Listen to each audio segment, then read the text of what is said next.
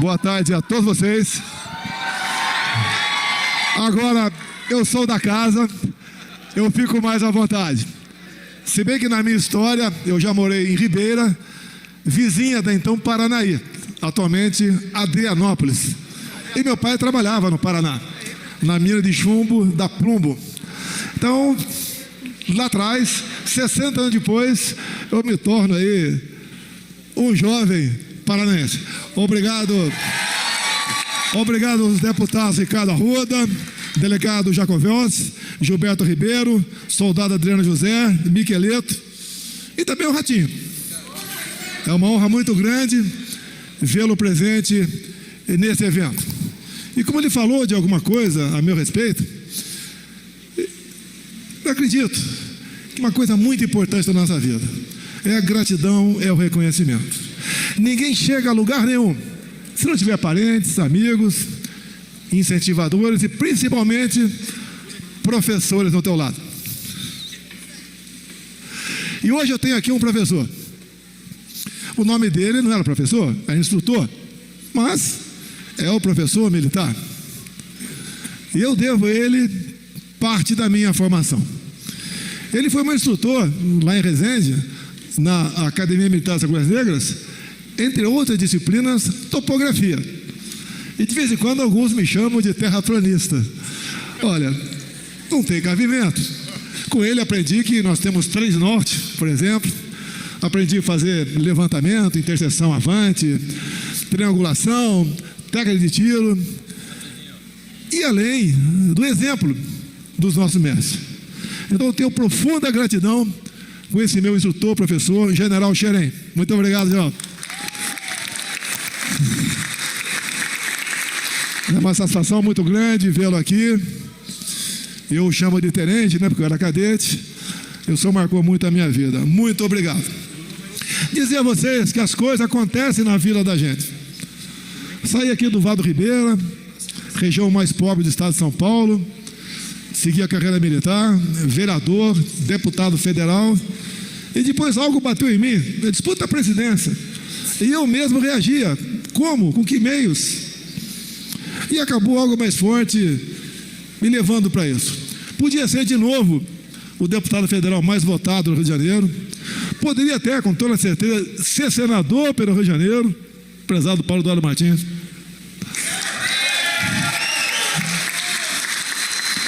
Mas dentro daquela casa, a gente, por vezes, se sente impotente.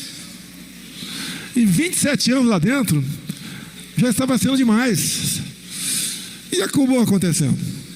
Vim candidato, sozinho, desacreditado, mas com um versículo bíblico, né? Conheceis a verdade vos libertará. Vocês ainda não sabem de toda a verdade. Vocês não sabem ainda o que é o sistema, o poder daqueles que estão em Brasília, como ele interfere na vida da gente. Para as pessoas, deixar bem claro. Isso ainda é uma interrogação. Se bem que ao longo de 4 anos, vocês aprenderam muita coisa.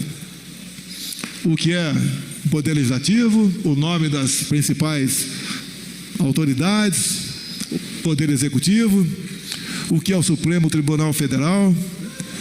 Aprendemos a amar novamente a nossa bandeira, a cantar o nacional com lágrimas nos olhos, a pensar em si, no seu futuro, voltar a ter orgulho de falar em família, a falar em pátria, a falar em Deus e também entender que a liberdade não é uma cláusula pétrea. Ela não é como o sol que nasce todo dia. É algo que tem que ser cuidado, muita atenção, porque os grandes canalhas querem roubar nossa liberdade. Em causa própria, em proveito próprio. Querem o poder pelo poder, querem mandar. E a nossa vocação, o nosso destino não casa com isso. Passamos momentos difíceis no Brasil. Mais difícil do que nós aqui são aqueles condenados a 17 anos de cadeia em Brasília. Uma covardia, Uma das acusações, tentativa armada de mudar o governo. Nem um estilingue foi encontrado, nem um bodoque foi encontrado. E esses vão passar presos este carnaval, e sabe, esse Natal e Ano Novo, sabe lá mais quantos outros pela frente. Além de já deixar uma morte pelo caminho. Mas isso vai passar, isso vai mudar. O quadro político, que é mais antigo aqui, entende, contrariando Ulisses Guimarães, que faleceu lá na Baía de Angra, quando perguntavam para ele sobre o parlamento, as qualidades do parlamento, ele respondia: espere o próximo, dando a entender que seria muito pior. Hoje vocês já notam que esse quadro mudou da penúltima para as últimas eleições. O quadro de governadores também mudou para melhor. Temos um exemplo claro aqui ao nosso lado, o Ratinho, entre tantos outros, como o Tarcísio, como o Caiado, como o Jorginho Melo, como tantos outros pelo Brasil. Nós vamos nos aperfeiçoando, vamos mudando, vamos dando mais do que esperança, certeza para a nossa população. Eu sempre digo, eu no momento aqui, nem direito político eu tenho, mas quem tem, está em exercício, são privilegiados. Com o seu voto, ele decide o futuro do nosso Brasil, o futuro do seu estado, do seu município. Essa depuração desses quadros vão sendo feita ao longo do tempo. Entrei num partido político, como todo aquele que é o mandato, tem que estar num partido político. E quando eu entrei, foi quase um casamento. Traçamos das condições. O partido vai fazer isso, vai cumprir isso, não vai se entregar para o PT, por ministério, por bancos oficiais, por estatais, para roubar. Que os caras, quando indicam, ficam quietinhos. Algumas vezes, chegar para mim, alguns que queriam uma indicação, falaram: tudo bem, eu topo ser indicado. Você vai assinar um documento que você está indicando. Ele não queria. Ele quer botar o cara dele lá para fazer as suas piruetas, e a responsabilidade é do chefe do executivo. Mais do que eleição, é montar um time ao seu lado. Como é difícil, senhor prefeito? Você, por vezes, com 9 vereadores, um município pequeno, você montar o seu secretariado. Como é difícil tratar com uma Câmara de 9 vereadores. Imagine com 594. Alguns bastante conhecidos. E montar sem aceitar indicação política. É segurar o touro pelo chifre. Mas fizemos isso, porque se fosse para fazer a mesma coisa, Deus não tinha me colocado lá. Porque entendo, dado a tudo o que aconteceu, tudo, a chance nossa era 0 de ganhar a presidência. Partido pequeno, sem televisão, sem fundo partidário, sem pessoas importantes do seu lado, já com grande parte da mídia batendo o tempo todo. Vencemos a morte. Os médicos de fora me falaram depois que aquela, cada 100, um sobrevive. Um milagre. Formar um ministério, compare o meu ministério com essa súcia que está aí. Depois o pessoal vai no dicionário e vê que é súcia. Mas só pode ser uma missão. Começamos 2019 com a tragédia de Brumadinho, uma coisa terrível. Naquele ano aprovamos a Lei da Liberdade Econômica. Começamos a cortar mais de 5.000 normas regulamentadoras, facilitando a vida de quem quer produzir. Continuando o trabalho do Temer no tocante a sindicatos. Sindicato atrapalha, são parasitas da nação. O Brasil tem mais sindicatos que o mundo todo. Não produzem nada, apenas atrapalham. Chegamos 2020, lamentavelmente a pandemia. Eu fui o único chefe de Estado do mundo que teve a coragem de falar a verdade para vocês. Mas o assunto aqui não é Covid. Em 20, enfrentamos esse problema. Momentos difíceis para a economia. A política do fica em casa, a economia a gente vê depois. Coisa linda, né? Você viu os artistas globais em casa fazendo trabalhos manuais com seus filhinhos, com salários astronômicos, recomendando isso. E a massa da população que nós tínhamos naquela época, segundo o levantamento, 38 milhões de pessoas que viviam na informalidade, que trabalhavam de manhã para comer à noite.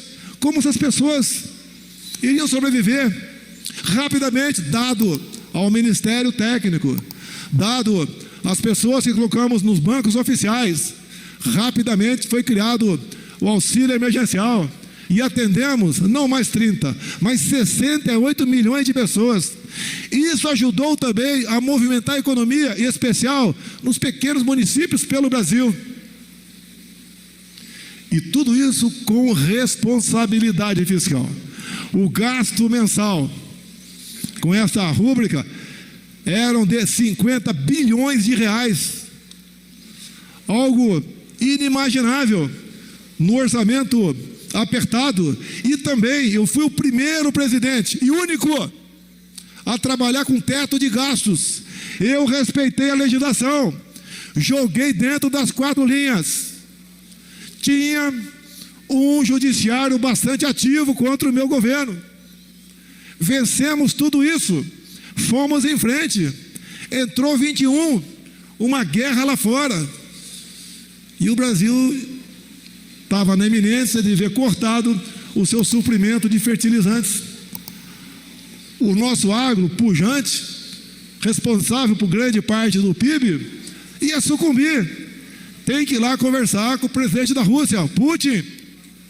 E embaixo de críticas da imprensa, fomos lá. Escolhi ali as pessoas mais adequadas para viajar comigo. Tínhamos uma excelente ministra, Tereza Cristina, que foi excelente porque tinha liberdade para trabalhar. Não tinha um ministério apinhado de pessoas indicadas por partidos políticos ou por grupos de outros interesses. Resolvemos essa questão. Tinha explodido o preço dos fertilizantes no mundo, rapidamente começou a cair. Acertamos o fornecimento de diesel, entre outras coisas. Uma viagem de sucesso. E hoje vocês veem pelo Brasil todo o carinho que o povo tem comigo e o respeito que eu tenho com o povo brasileiro também.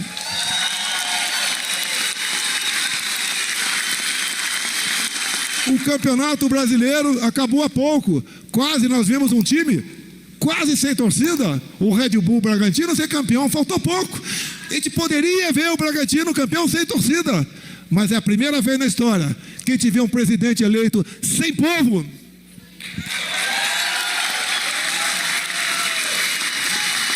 Mas vamos lá, 22, página virada. Vamos em frente. Perder faz parte da regra, mas quando a regra é quebrada, dói. E o que dói mais, quando eu falei em gratidão agora há pouco, é a ingratidão de quem está ao seu lado, de quem tem medo de jogar dentro das 4 linhas e tem um péssimo comportamento, onde todos vêm a sofrer no Brasil. Vimos agora a alegria desse cara que está aí. Estou muito feliz, botei um comunista dentro do Supremo. Vamos lá. Ontem, volvendo os olhos para a história, tinha 4 anos de idade em 59, mas veio à minha mente o discurso de Fidel Castro, exatamente igual o tratado aqui no momento agora. Os caras sempre lutam pelo poder. Roubar a liberdade é uma das mais importantes cartadas desse grupo. E aprendi também na Bíblia, sou católico, minha esposa é evangélica, que nós devemos, todos nós, devemos fazer o máximo, o possível pela sua pátria. Se não estivermos, quando não mais tivermos meios de fazer, entreguemos na mão de Deus. Também aprendi que nós, Ratinho, deputados, não devemos tomar decisões como se fôssemos viver 1000 anos. Todos nós temos um ponto final, isso é óbvio, mas alguns acham que não vai ter, que não vai acontecer com ele o que aconteceu com o vizinho. Essas pessoas, lamentavelmente, uma parte considerável, decide o futuro do Brasil. Mas eu acredito, tenho fé, estamos praticamente na iminência de falar: ó meu Deus, não dá mais para mim aqui. Porque a gente acompanha alguns partidos com ministério, com cargos, mesmo secretamente, votando a favor de um governo que não tem nada a oferecer para nós. Nós não temos como prever o futuro, mas podemos ter uma ideia, vendo o passado daquela pessoa. E essas pessoas não têm nada a oferecer para nós. Que diferença do nosso governo para outros, ou de agora? Não dá para comparar Paulo Guedes com Haddad. –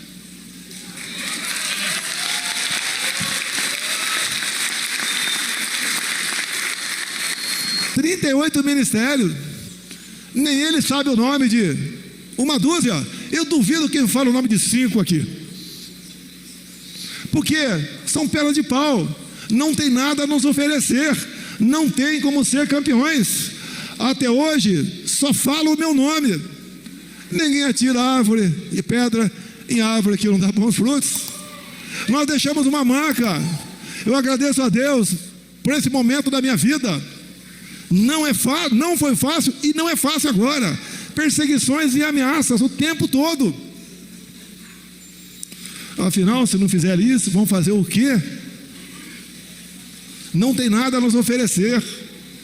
A minha vida estaria muito mais tranquila se tivesse atravessado o eixo da esplanada e tomado uísque do outro lado. Preferi o caminho mais difícil, pela minha formação, que veio em parte do então tenente Xerém, que está aqui do lado, paranaense. É o mais difícil estar ao lado de vocês. Alguns até perguntam: se é difícil, por que você foi para lá? Algo me levou para lá. Como algo me levou para a Academia Militar das Agulhas Negras, para a Câmara Municipal do Rio de Janeiro, 27 anos dentro do parlamento, dezenas de processos de quebra de decoro, por ocupar tribuna, mas tudo vale a pena. Vale a pena quando a gente se encontra com vocês aqui dentro e daqui a pouco lá fora, se Deus quiser, com o povo que sabe realmente como está no seu país. Enquanto eu era presidente, ninguém ousava botar em prática ou tentar botar em prática a liberação, a relativização da propriedade privada, o marco temporal, entre outras maldades, que inclusive, se tivesse que botar para frente isso, não seria para aquele outro poder, e sim pelo poder legislativo. O desequilíbrio entre os poderes agora flagrante, e fica maior ainda com essa nova aquisição. E nós nunca demos bola para isso. Nós nunca achávamos que aos poucos iam corroendo os nossos direitos, a nossa liberdade, escurecendo o nosso futuro. Mas dizer a vocês que eu já falei demais aqui.